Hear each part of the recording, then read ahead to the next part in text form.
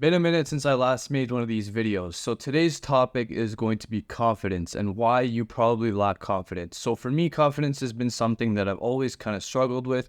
Even now, I'm not the most confident guy. I have a good amount of self-esteem and confidence and faith in myself, but there are also times where I don't feel secure. I don't feel like I know what I'm doing and things like that. I think we all have those kind of experiences.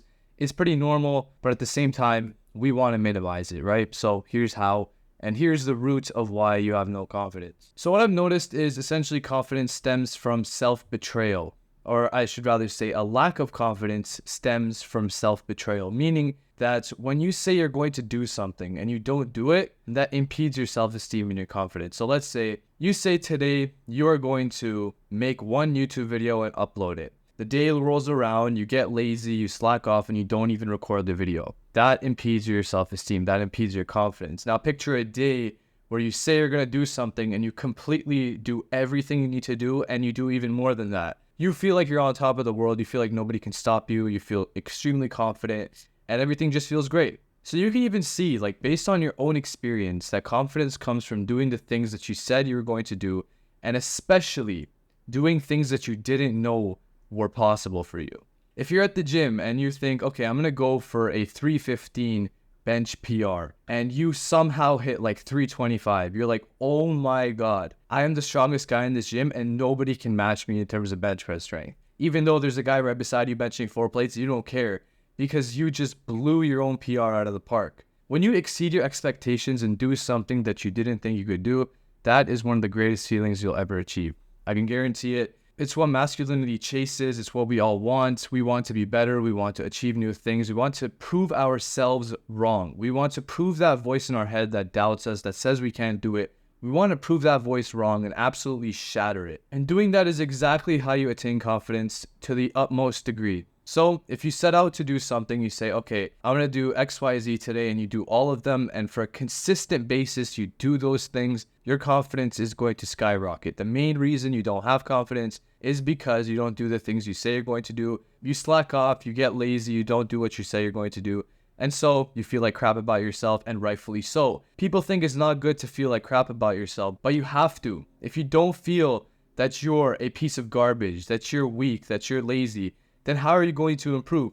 It's important that you feel these things from time to time. You can't always think that you're so great, that I'm the best at this and that. Nobody can beat me at squatting. Nobody can deadlift more than me. You know deep inside that you're not the best at what you do. You're not the best YouTuber. You're not the richest person in the room. You're not the smartest person in the room. You're not the hardest working person in the room. So what are you so confident about? What's the self-love that's getting pushed to us? You don't need self-love. You need self-respect. There's a difference between love and respect. A long time ago, I was asked, would you rather be loved or respected? I chose love. It sounds stupid. Why would you choose something like that? And I thought it was because it is a natural human response that you need love to survive. Now, without a blink of an eye, I'm going to go with respect, because to be respected is a different kind of love, and it's the kind of respect that harnesses that confidence in us, that builds that fire within us to believe in ourselves. It's the belief that counts the most, and you gain belief by doing things that you didn't think you could do, that you didn't believe you could do. Let's dive a little bit deeper into the psychology behind this. I'm not a psychologist by any means. I'm not a doctor.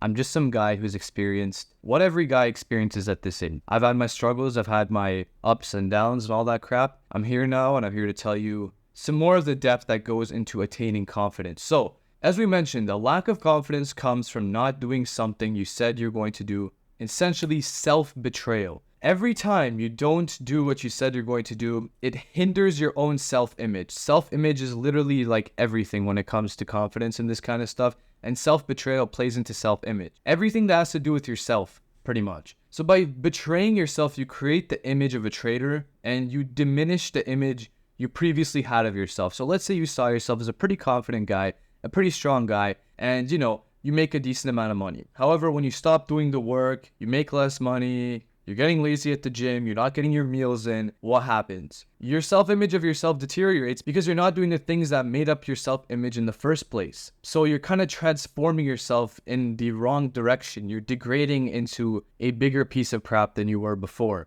And so that self-image of yourself gains negativity and gains strength upon yourself. And then one day you wake up realizing, holy crap, I'm a completely different person and I was not expecting that. And so you walk around day to day with much less confidence than you once had, and you feel like your life needs a change, but you just can't get out of the hole. Personally, I was in a hole for a great deal of this year. I felt as though a lot of things were missing in my life. I felt like I was being lazy and not getting things done, and that's true. There was a lot of things missing, and a lot of the reason for that was because of my own self-image and because I was just being lazy, plain and simple. Again, if you're not willing to tell yourself you're lazy, you will never be great, because true honesty with yourself is the exact adversary of self-betrayal. Honesty versus betrayal, they're two complete opposites. Those who betray themselves, lie to themselves, tell themselves they're great, don't do what they say they're going to do, fall into a hole and lack confidence. Those who are honest with themselves and truly try to improve themselves every day by doing what they said they were going to do are the ones that gain the confidence. In other words, write down what you're going to do in the day, at least have it in your head, have an idea of the things that you want to accomplish in the day. It could be small things, it could be cleaning your room, it could be making your bed. Very, very simple tasks. These are some things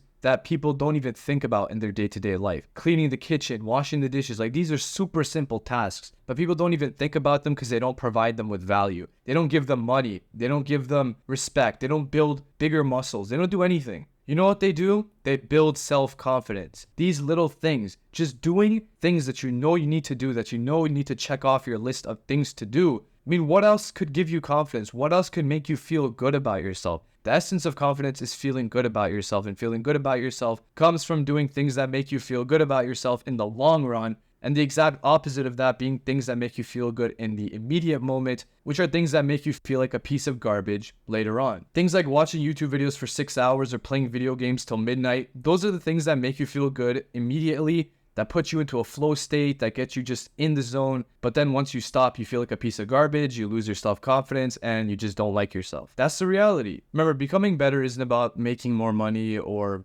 building a bigger physique, getting leaner, lifting more weights. It's not about any of this stuff.